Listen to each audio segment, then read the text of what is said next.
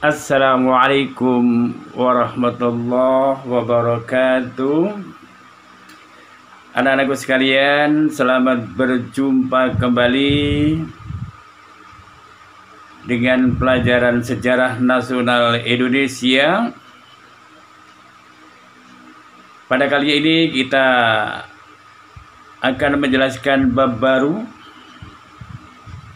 yaitu tentang perkembangan politik, ekonomi, sosial, budaya, serta pendidikan pada awal kemerdekaan.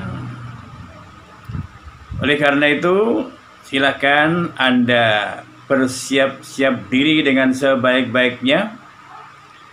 Bagi yang ngantuk, silakan cuci muka. Bagi yang tidur, silakan bangun.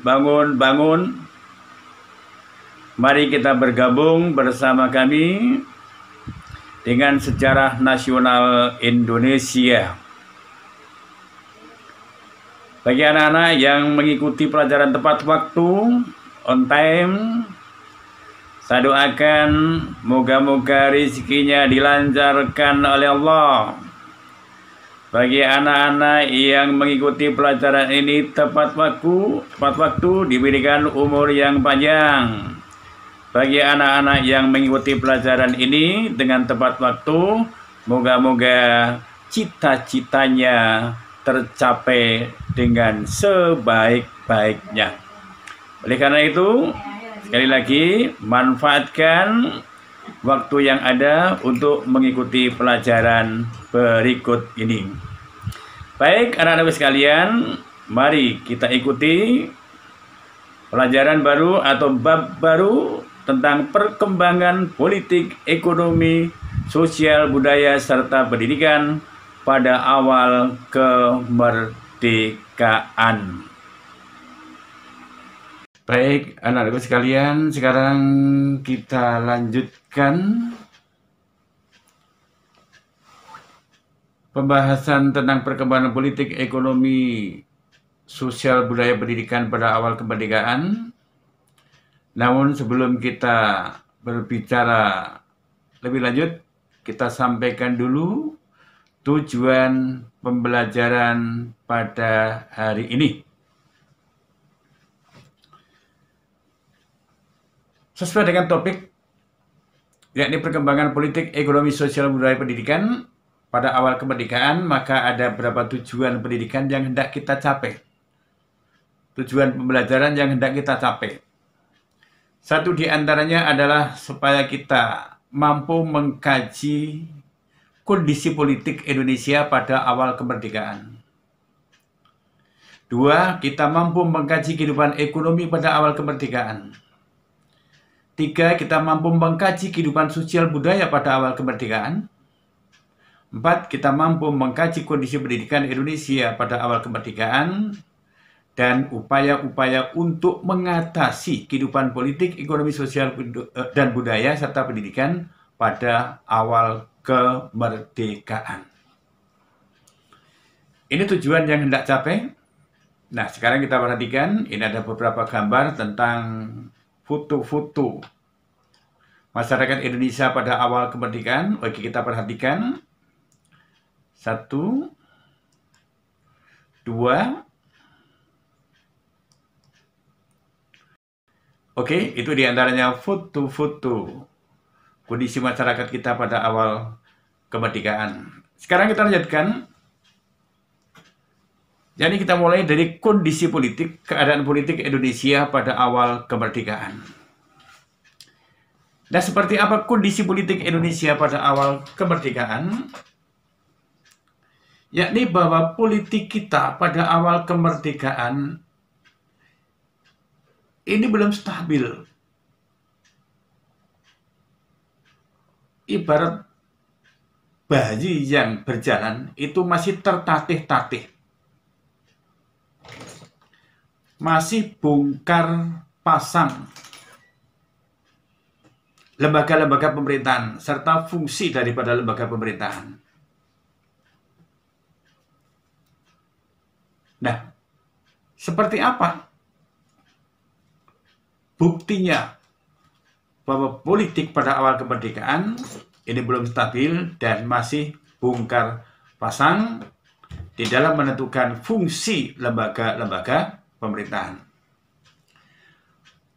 Oke, kita mulai dari pertama, yaitu tentang pembentukan Komite Nasional. Dalam sidang PPKI yang pertama disebutkan, yakni sebelum terbentuk DPR MPR hasil pemilu, tugas Presiden dibantu oleh Komite Nasional. Saya ulang, sebelum terbentuk DPR MPR, tugas Presiden dibantu oleh Komite Nasional. Nah, akan tetapi, sejalan seiring perjalanan waktu, ternyata tugas yang diberikan Komite Nasional itu dianggap tidak jelas dan tidak tegas. Sebab yang namanya pembantu, ya kalau dipakai oleh juragan, kalau tidak, ya tidak berfungsi. Maka sama ketika komite tidak dipakai oleh Presiden Soekarno, ya tidak ada artinya. Oleh karena itu, keberadaan komite ini perlu dipertegas. Nah, disinilah kemudian pemerintah mulai berpikir ulang mengenai fungsi dan tugas daripada Komite Nasional. Maka kemudian pemerintah mengeluarkan maklumat nomor X tanggal 16 Oktober 1945. Ya. Pemerintah mengeluarkan maklumat nomor X tanggal 16 Oktober 1945. Untuk apa? Untuk mempertegas fungsi kedudukan dari Komite Nasional. Nah, sesuai dengan maklumat tersebut, Komite Nasional yang semula hanya bertugas membantu Presiden bila diperlukan, maka sekarang kedudukannya menjadi kuat. Yakni sebagai apa? Satu, Komite Nasional berfungsi sebagai legislatif. Komite Nasional berfungsi sebagai legislatif. Kedua, Komite Nasional berhak menetapkan GBHN. Nah, dengan keluarnya maklumat tersebut, tugas dan fungsi Komite Nasional semakin jelas. Oke, paham ya tentang keberadaan Komite Nasional yang semula hanya bertugas membantu Presiden, akhirnya kemudian diperkuat tugasnya menjadi badan legislatif dan berhak menetapkan GBHN. Itu contoh bongkar pasang dari fungsi lembaga negara yang dibentuk. Bukti kedua, bahwa politik pada awal kemerdekaan belum stabil, masih bongkar pasang, yakni tentang keberadaan PNI sebagai partai tunggal.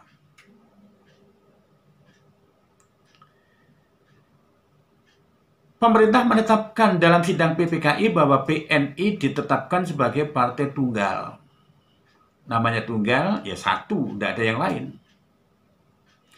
Akan tetapi keputusan ini dianggap bertentangan dengan semangat demokrasi yang ada di Indonesia. Indonesia ini negara demokrasi, bukan negara fasis yang hanya mengizinkan satu partai. Tapi kita itu negara demokrasi. Oleh karena itu keberadaan PNI kemudian dipermasalahkan, disorot.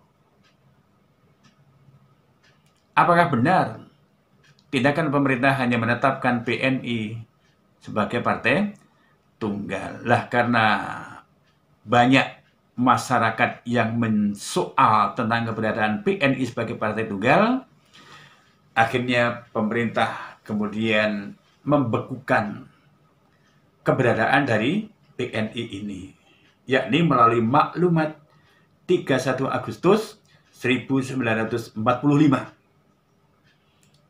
PNI keberadaannya dibekukan. Nah, sekarang muncul masalah. Terus bagaimana untuk menyalurkan aspirasi masyarakat kalau tidak ada partai? Akhirnya kemudian tanggal 3 November 1945,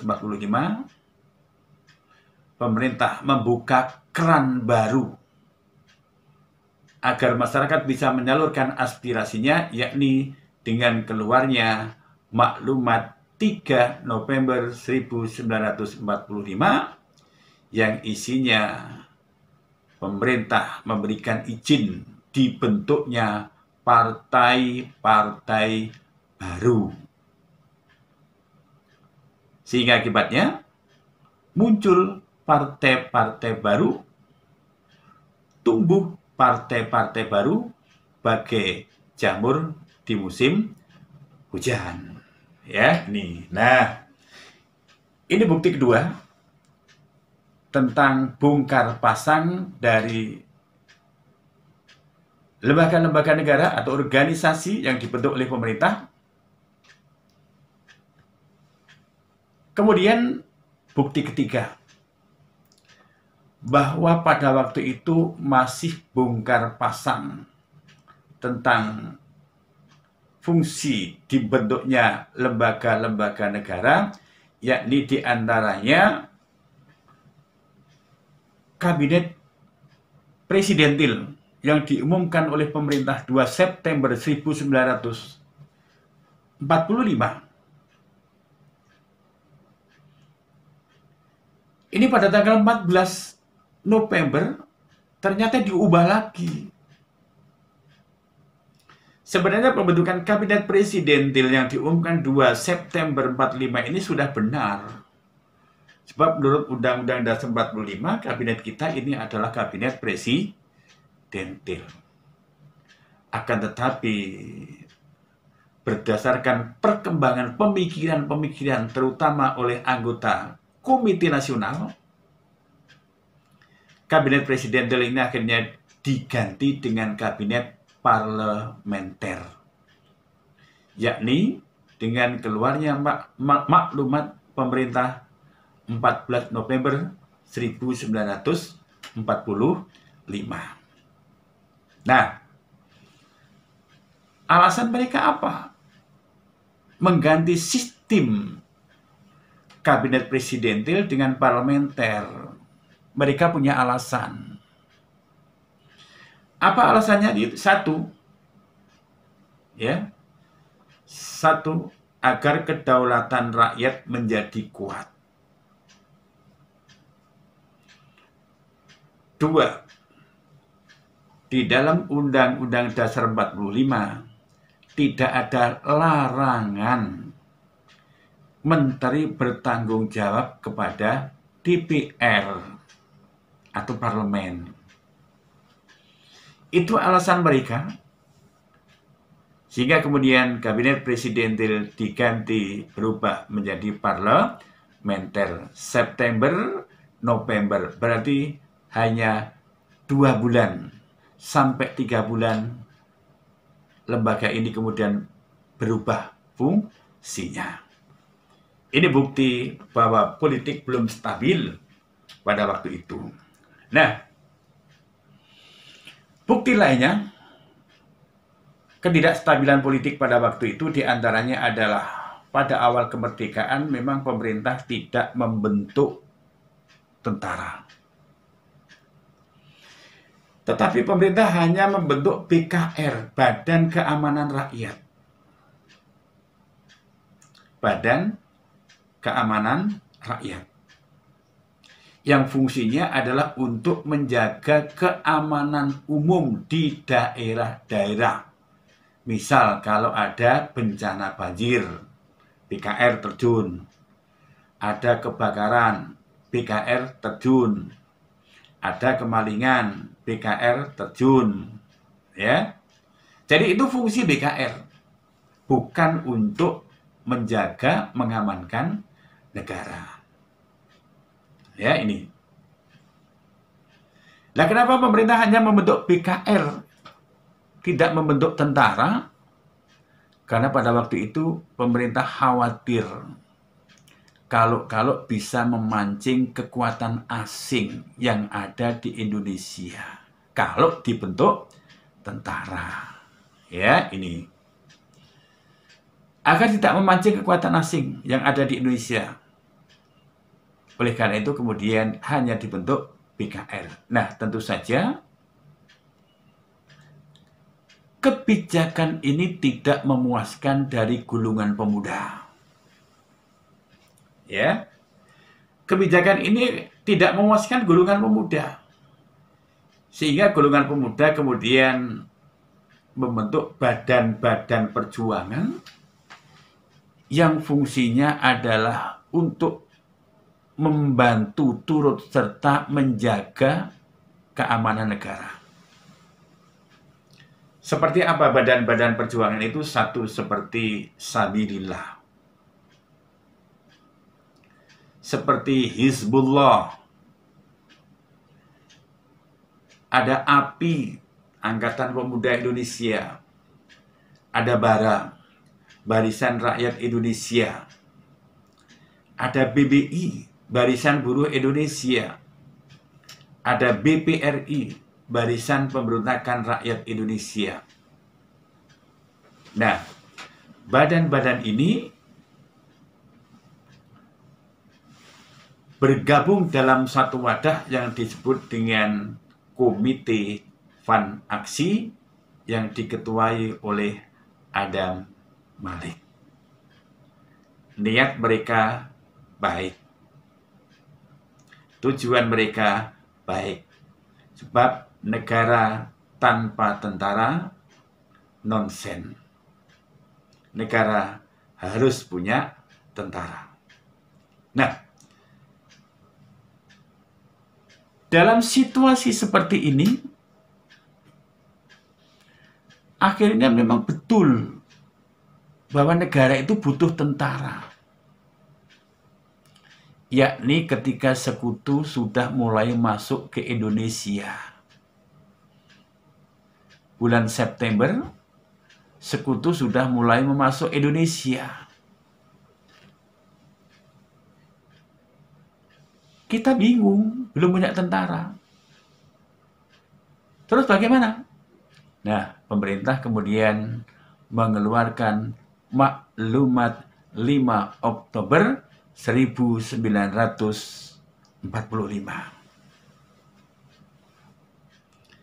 Apa isi maklumat itu? Isinya adalah tentang pembentukan TKR, Tentara Keamanan Rakyat.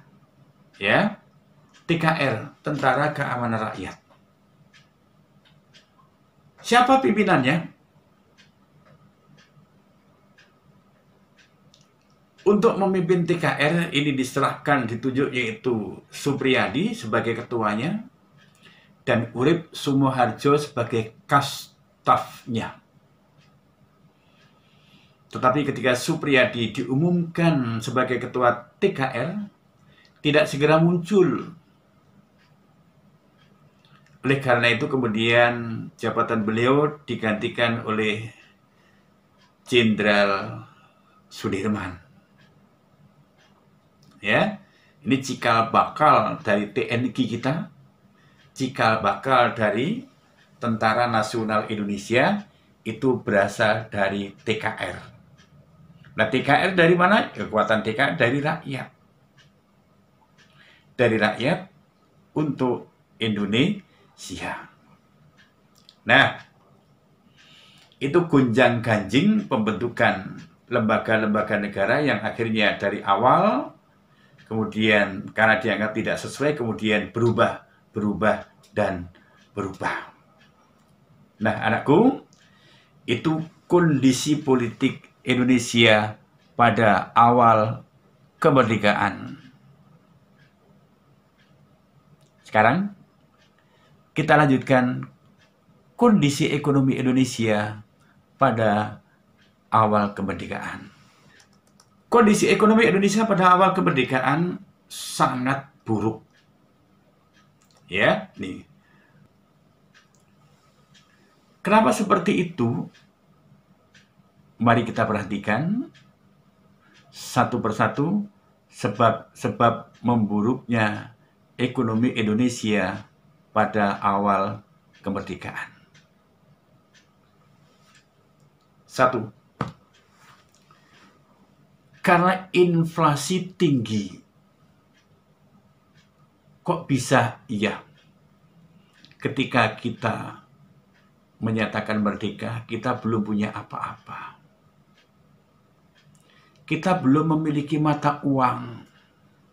Sementara pada waktu itu yang beredar adalah mata uang asing, yaitu satu mata uang Jepang, dua mata uang Hindia Belanda, dan yang ketiga adalah mata uang The Java Bank. Asing yang bergerak, ya, asing. Sebab yang kedua, adanya blokade ekonomi yang dilakukan oleh Belanda. Blokade ekonomi yang dilakukan oleh Belanda.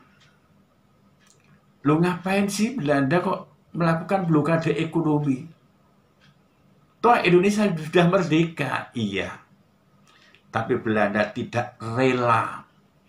Belanda tidak ridho kalau Indonesia itu merdeka, karena mereka ingin tetap menjajah kembali Indonesia. Maka Belanda melakukan blokade terhadap ekonomi Indonesia sehingga Indonesia tidak bisa melakukan komunikasi dengan dunia luar. Tidak bisa melakukan kegiatan ekspor impor. Sehingga Indonesia mengalami kesulitan. Kemudian alasan Belanda melakukan blokade, ini mereka punya alasan. Untuk apa? Yakni mencegah masuknya peralatan militer ke Indonesia, kata Belanda. Agar militer dari luar tidak masuk ke Indonesia. Ini permainan-permainan kotor, licik yang dilakukan oleh Belanda. Itu alasan saja. Yang kedua, mencegah keluarnya hasil perkebunan milik Belanda atau milik asing lainnya ke luar negeri. Tiga, untuk melindungi bangsa Indonesia dari tindakan bangsa lain. Kelihatannya manis, tapi itu menyesatkan. Kalimat-kalimat provokasi yang ingin mempersulit kehidupan bangsa Indonesia. Itu alasan Belanda melakukan blokade. Padahal intinya ingin menghancurkan Indonesia. Kalau Indonesia sudah hancur, bisa dijajah kembali. Sebab ketiga, ekonomi memburuk adalah karena kas kita kosong. Kenapa kosong? Karena belum banyak memiliki pemasukan. Anda ingat, Indonesia baru merdeka. Kas kita kosong. Ya, baru merdeka. Kita tidak bisa berbuat banyak. Yang keempat adalah kita belum memiliki mata uang sendiri. Ya, tadi di depan sudah saya katakan, menyebabkan inflasi tinggi. Kita belum memiliki mata uang sendiri. Yang beredar pada waktu itu adalah mata uang asing, Jepang, The Java Bank, dan Hindia Belanda. Mereka bermain sendiri-sendiri dengan uang mereka sendiri-sendiri itu tadi. Ini. Baik, itu diantaranya sebab-sebab memburuknya ekonomi Indonesia pada awal kemerdekaan. Nah, kemudian bagaimana cara pemerintah mengatasi memburuknya ekonomi pada awal kemerdekaan itu? Di antara yang dilakukan oleh pemerintah adalah menembus blokade ekonomi yang dilakukan oleh Belanda. Caranya bagaimana? Yaitu dengan diplomasi beras dengan India. Jadi India yang kekurangan pangan, ini Indonesia melakukan memberikan bantuan kepada India. Ya, jadi beras dari Indonesia dibawa ke India. Ke Belanda tidak berani karena ini adalah sosial. untuk membantu negara lain yang sedang kesulitan. Memang kenyataan semacam itu. Nah, ganti India yang diberikan bantuan beras Indonesia, kemudian ganti mengirimkan kebutuhan pangan, sandang kepada Indonesia. Seperti kain, tekstil, dan kebutuhan-kebutuhan lain yang mudah diperoleh di negeri Belanda, di negeri India. Ya, ini. Kemudian yang kedua adalah Indonesia kita mengadakan hubungan dagang langsung ke luar negeri yang dilakukan oleh Sumitro Joyo Hadikusumo dan Dr. Ong Eng Di. Kedua orang ini sangat berjasa, ya, bisa menembus dunia luar, yakni untuk melakukan hubungan perdagangan. Tentu saja hambatan banyak, karena Belanda memang tidak suka kalau Indonesia itu nanti bisa berkembang atau maju. Kemudian yang ketiga adalah mengadakan konferensi ekonomi bulan Februari 1946. Apa tujuan daripada konferensi ini? Tujuannya adalah satu, untuk memperoleh kesepakatan yang bulat dalam menanggulangi masalah ekonomi yang mendesak. Memang mendesak. Ya. Ya dengan siapa? Ya dengan pihak luar, tentu saja. B. Melakukan pinjaman nasional melalui Menteri Keuangan Insinyur Surahman. Kepada siapa? Rakyat Indonesia. Jadi Insinyur Surahman mengumumkan kepada rakyat Indonesia bahwa pemerintah butuh uang. Caranya apa? Pinjam kepada rakyat. Silahkan rakyat menabung, uang itu nanti akan dipinjam oleh negara. Program ini sukses, terkumpul kurang lebih 500 juta rupiah pada waktu itu. Ya, uang 500 rupiah pada awal kemerdekaan sangat besar nilainya. Kalau sekarang sudah triliunan. Ya, orang bawa uang sak suku, sak rupiah. Ini pada awal kemerdekaan, nggo jajan, buat jajan, beli jajan di warung, gitu, ngejak teman-temannya makan sek mencret, udah akan habis uang itu tadi. Karena apa? 1 rupiah pada waktu itu besar nilainya. Ini. Nah, pinjaman ini akan dikembalikan lagi oleh negara kepada rakyat dalam jangka waktu kurang lebih 40 tahun. Nah, Masya Allah. Lama ya? Lama. 40 tahun baru nanti akan dikembalikan oleh pemerintah. Ya ini. Maukah rakyat pada waktu itu? Mau. Nyatanya terkumpul 500 juta. Karena rakyat bangga, rakyat senang, Indonesia bisa lepas dari penjajah dan memperoleh kemerdekaan. Oleh karena itu mereka bersemangat untuk memberikan bantuan kepada negara. Yang keempat, untuk memperbaiki ekonomi Indonesia adalah membentuk Badan Perancang Ekonomi atau Planning Board. 19 Januari 47. Ya, ini. Badan ini dibentuk atas inisiatif Menteri Kemakmuran A.K. Ghani. Ya, dibentuk atas inisiatif A.K. Ghani. Apa tugasnya? Satu di antaranya adalah membuat rencana ekonomi dengan jangka waktu 2-3 tahun. Rencana ekonomi 2-3 tahun. Kalau Orde Baru, Repelita, rencana pembangunan 5 tahun. Tapi pada waktu itu 2-3 tahun harus bisa menunjukkan hasil yang ingin dicapai. Kemudian kelima, usaha untuk memperbaiki ekonomi pada awal kemerdekaan adalah rekonstruksi dan rasionalisasi angkatan perang atau RERA tahun 1948. Jadi pemerintah melakukan RERA atau rekonstruksi dan rasionalisasi angkatan perang. Ini dilakukan pada masa kabinet M. Hatta. Untuk apa? Angkatan perang itu dirasionalisasi. Jumlahnya dikurangi, yakni agar disesuaikan dengan kemampuan pemerintah. Jadi kalau terlalu banyak tentara, tidak bisa gaji percuma. Maka tentara-tentara ini kemudian dikurangi. Ini gerakan rasionalisasi, ya. Ini, ya, tentu saja banyak yang protes atau tidak puas dengan kebijakan ini. Biasa, di mana saja setiap kebijakan pasti ada yang puas dan ada yang tidak puas. Ya, ini. Selanjutnya yang keenam, upaya memperbaiki ekonomi Indonesia adalah rencana Kasimo atau Plan Kasimo. Apa isi daripada Plan Kasimo itu? Yakni diantaranya Kasimo menghimbau satu, tanah-tanah yang kosong yang ada di Sumatera Timur ditanami, dimanfaatkan. Jangan sampai ada tanah yang kosong. Nah, tanami apa saja yang bisa dimanfaatkan oleh masyarakat. Yang kedua, di Jawa diadakan intensifikasi, ya, dengan menanam bibit unggul.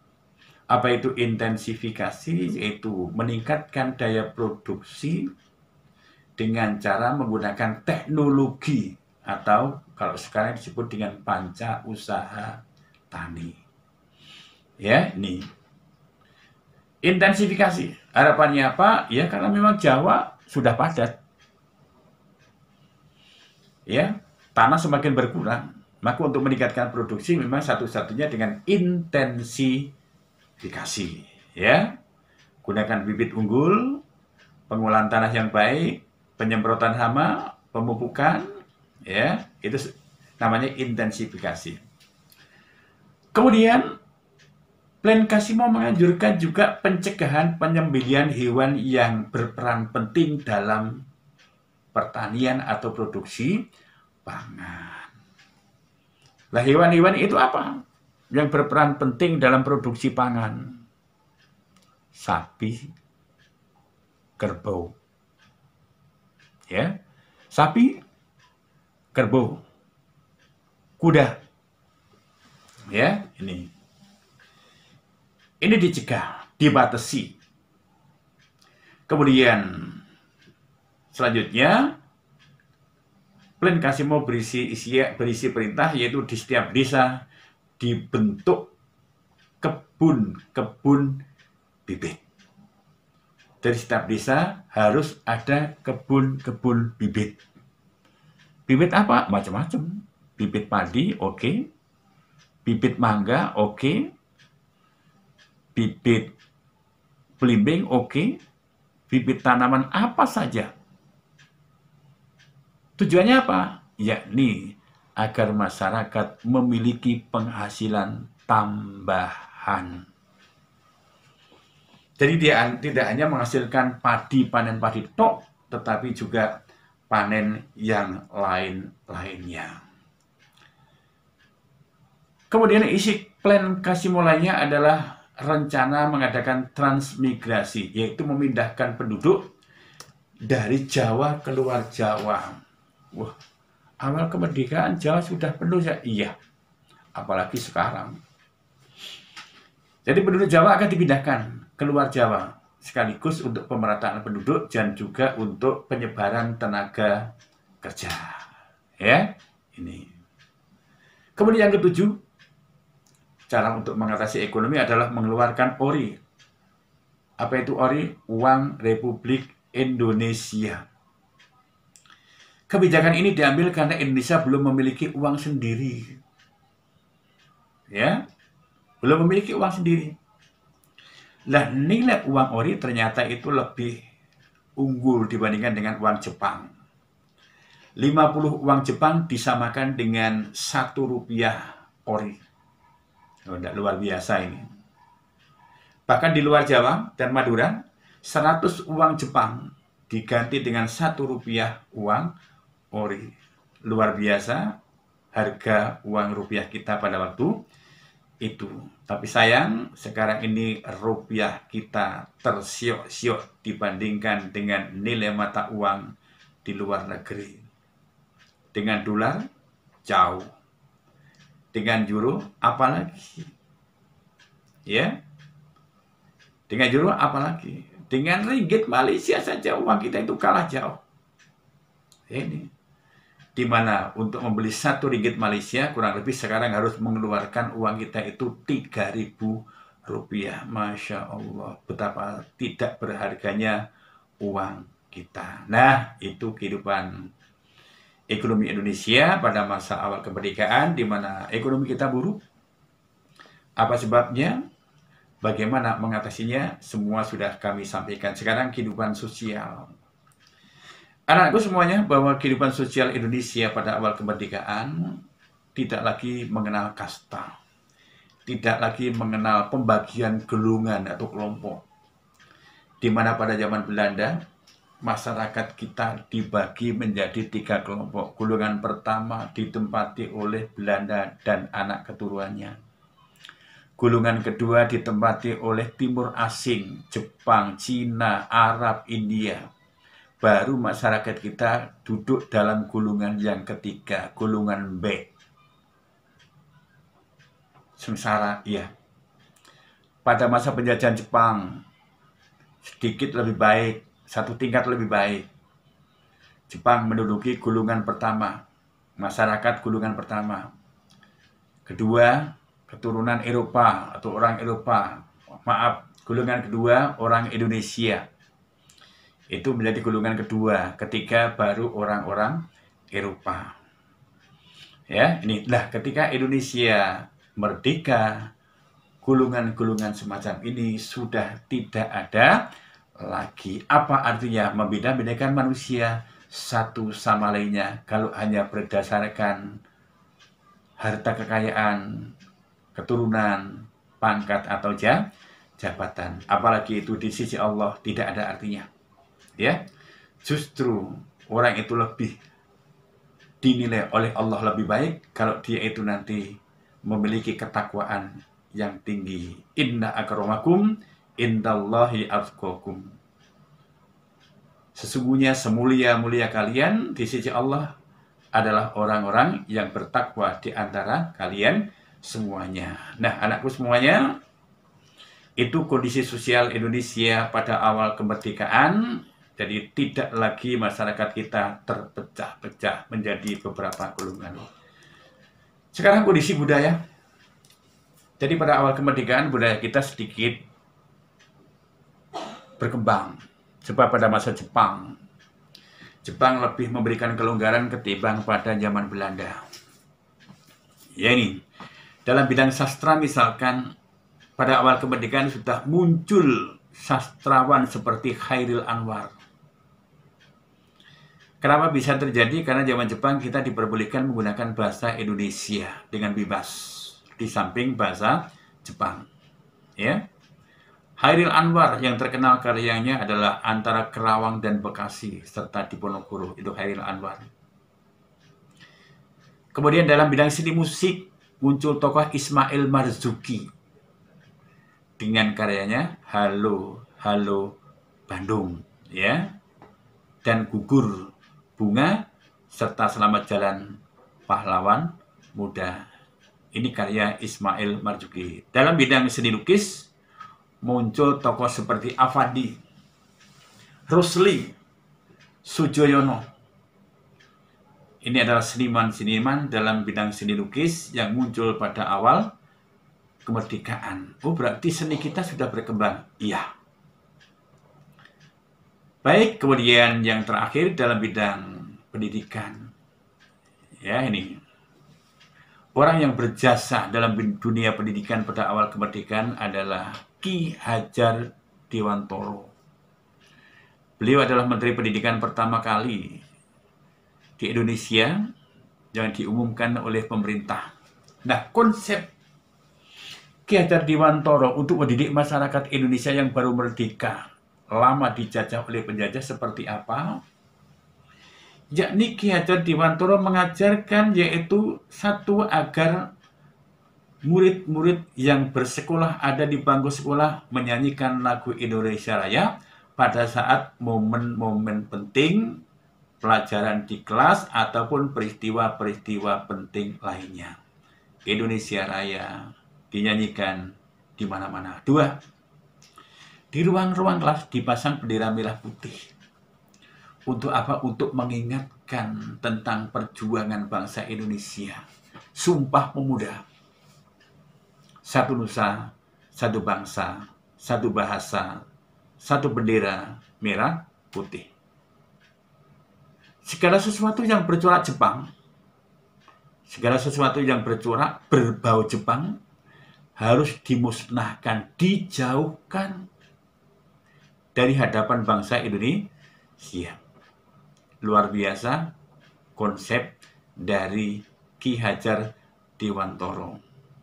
Sudah semua yang berbau Jepang, identitas Jepang, buang semuanya, ganti dengan Indonesia.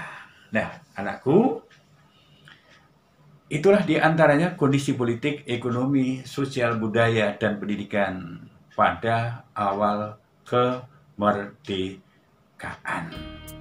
Oke, kita akan lanjut setelah pesan-pesan berikut